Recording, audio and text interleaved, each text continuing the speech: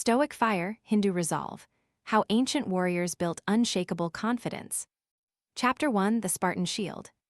In the heat of the Second Persian War, a Greek city-state called Sparta had learned that the only shield that could protect an army from enemy fire was a shield that was also a mind.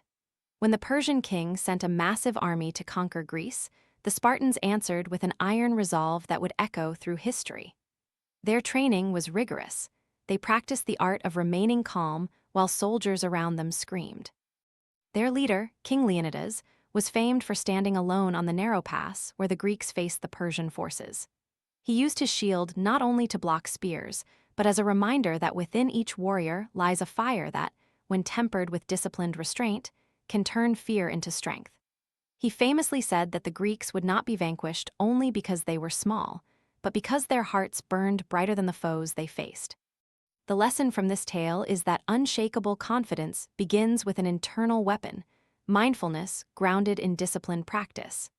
When we train our minds to recognize fear and choose composure, we create a mental armor that protects us from external attacks like criticism, doubt, and failure. To apply this knowledge today, imagine you are facing a difficult presentation. Start with a deep breath that stretches the body, then shift your focus to the message you want to deliver, not on the audience's judgments. When anxiety creeps, picture yourself like the Spartan shield, steady, protected, and ready to face whatever comes. Modern business and personal growth mirror the Spartan approach. Start each day with a brief mental rehearsal in which you identify potential obstacles, visualize staying calm, and making decisions that align with your long-term goals. As a result, your confidence will no longer depend on fleeting outcomes, but on a steady internal practice. In conclusion, the Spartan shield reminds us that confidence grows from within through repeated practice of calmness, discipline, and the commitment to face danger without panic. Like, share, and subscribe for more. What would you shield your mind against during a moment of great pressure? Chapter 2, The Golden Calf of Chanakya. In the ancient courts of the Mauryan Empire, a young prince was guided by a strategist who became later known as a great teacher of statecraft. This strategist's name was Chanakya. He famously taught the future emperor to be both fearless and thoughtful. The story that best illustrates his teachings occurs when the prince faced a test of loyalty. An innocent man was accused of treason. The prince was torn between his moral compass and the political pressure to order a harsh punishment. Chanakya advised him to see beyond the immediate spectacle, to understand the consequences of each action, and to remain unshaken by fear or praise. The key insight from Chanakya's guidance is that confidence stems from the discipline of logic and the practice of mental rehearsal. In our era of social media, we often jump from one trending topic to another, losing track of who we are and where we wish to reach. By creating mental maps for every possible challenge, we reduce the shock of sudden adversity, and we do not become a pawn in other people's expectations. To apply Chanakya's method, set aside 10 minutes each day to write a scenario where you might experience a setback, perhaps losing a client or receiving negative feedback. Then write down the step-by-step response that aligns with your values and long-term purpose. By doing this consistently, you create a mental library of calm responses that you consult when real events unfold. In a modern workplace, you can use this technique before meetings, presentations, or when dealing with difficult colleagues. It will strengthen your resolve, allowing you to act with confidence and clarity rather than react impulsively. Conclusion: discipline of the mind and preparation before adversity builds a mental reservoir that fuels steady confidence in face of modern challenges. Like, share, and subscribe for more. What mental scenarios are you missing in your daily routine that could strengthen your resolve? Chapter 3, The River of Ashes. In the battlefield of Kurukshetra, a prince stood at the edge of a battlefield and saw his own kinsmen, teachers, and friends who he might have to fight. The prince's confidence was shattered because his heart held conflict between personal bonds and duty. The wise teacher appeared and spoke about duty, action, and the nature of the self. The teacher advised the prince that the self is a universal force, which exists even when bodies fall. The prince's path becomes clear. He must act without attachment to results, without fear of losing relatives, and with complete integrity. From this ancient parable comes the lesson that confidence flourishes when one has an inner purpose higher than personal gain. By focusing on a universal value, you remove the fear of losing or succeeding. You become steadfast. Confidence becomes a quiet power, inner resolve that is not dependent on external praise or the approval of others. How can we apply this lesson today? If you feel anxious about a career move or creative project, pause to ask, what is my reason for doing this? What higher values am I honoring? What would be the impact on others if I do? The answer will move you beyond ego and provide a steady assurance you are moving in the right direction. Consider a startup founder who worries about investors, competitors, and potential failure. A quick internal dialogue about the purpose of the company, innovation, service, and impact can replace the noise of fear and bring clarity. The founder's confidence will then be more resilient, grounded in purpose rather than external validation. In closing, the River of Ashes reminds us that purpose gives us a steady current, even when the surrounding waters are turbulent. Like, share, and subscribe for more. What higher purpose could anchor your confidence today, and how will you communicate that purpose to yourself? Chapter 4: The Iron Vow of the Javan Warrior. In a remote kingdom where warriors were taught that their honor must stay intact even under extreme fear, an apprentice took a vow to train for 5 long years, protecting the realm from invaders. This warrior practiced not only the sword, but also the art of breath and posture. He learned that each fear was simply a reminder of the human condition, and that by accepting it and proceeding, the warrior's confidence would grow.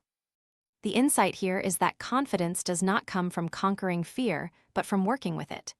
When you practice deliberate exposure to fear, whether it be public speaking, negotiating a hard deal, or confronting an illness, your brain learns new neural pathways that make the fear less powerful. Over time, your confidence deepens and you move more freely. If you are worried about an upcoming high-stakes presentation, begin a daily ritual of 15 minutes in which you visualize yourself handling each nervous moment with ease. Observe each emotion as it arises and then move forward. By doing this, you create a mental script that transforms a storm of fear into a calm flow. In the corporate world, you can use the same ritual to handle difficult conversations with clear and decisive confidence. Think of each challenge as a small battlefield where you can practice mindful presence. Thus, the Iron Vow tells us that confidence comes from a disciplined engagement with fear, turning the impossible into the manageable. Like, share, and subscribe for more. When will you start practicing deliberate exposure to your strongest fears, and what would you do first? Chapter 5: The Modern Warrior's Campfire. In today's world, the modern warrior is no longer wearing armor or carrying a sword. Instead, the warrior holds a laptop, a phone, and a powerful desire to change the world. One entrepreneur, a young female founder, decided to launch an online platform that would connect local artisans to global markets. She faced skepticism from investors, fierce competition, and the risk of failure. Yet she remembered the stories of Spartans, Chanakya, and the ancient sage and drew from the same fire. She practiced disciplined breathing before each pitch, mapped consequences with logical clarity, aligned her actions with a higher purpose, and engaged fear with deliberate training. The insight from her journey is that confidence in the modern age means bridging ancient discipline with technology. This bridge is achieved when you create personal rituals, mental rehearsals, and a clear purpose. A modern warrior does practice daily. Start the day with a short journaling session, evaluate challenges, set a clear intention, and close the day with a reflection on what was accomplished. For you, it could mean: set aside 5 minutes each morning to write about one challenge you may face in your project, then outline 3 ways to overcome it using the principles of Stoicism, logical planning, and purpose. This will give you a concrete sense of readiness. In conclusion, the modern warrior learns that confidence is a skill that blends ancient wisdom and present-day tools. By carrying this skill forward, you will step into each challenge with an inner fire unshaken by doubt or circumstance. Like, share, and subscribe for more. Which ancient warrior's story resonates most with your current challenge, and how will you apply that wisdom today? Philosophy spotlight Stoicism. Stoicism is an ancient philosophy that focuses on personal discipline, resilience, and clarity of mind. It teaches that the world around us is outside of our control, but our reactions and values are within our power. Marcus Aurelius, the Roman emperor and philosopher, made a humble collection of meditations that taught him how to stay calm in the face of war, illness, and governance. He wrote that the obstacle on the path is the path, and that the key to a good life is living in harmony with nature, rational thought, and the needs of the collective. From Stoicism, we can distill 3 practical lessons for modern success. First, the practice of negative visualization. Each day imagine the worst possible scenario. The project fails, a partnership falls apart, resources get scarce. By doing this, we are not being pessimistic, but preparing mentally for adversity. When the worst happens, it does not feel catastrophic because we already anticipated it. This leads to steadier confidence. Second, the separation of what you can and cannot control.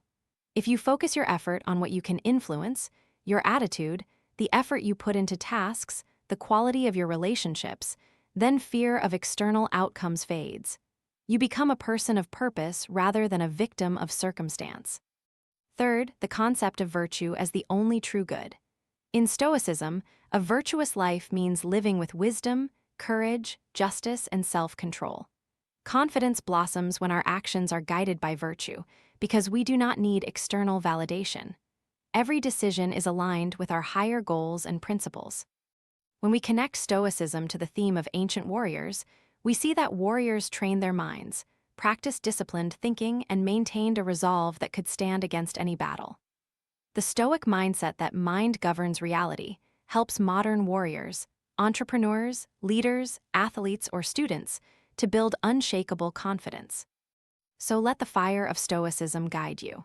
In every challenge, use the discipline of negative visualization, focus on the controllable, and live with virtue. This will turn adversity into opportunity and build a confidence that is like fire, resilient yet tempered. Like, share, and subscribe for more. What Stoic practice will you begin today to strengthen your confidence?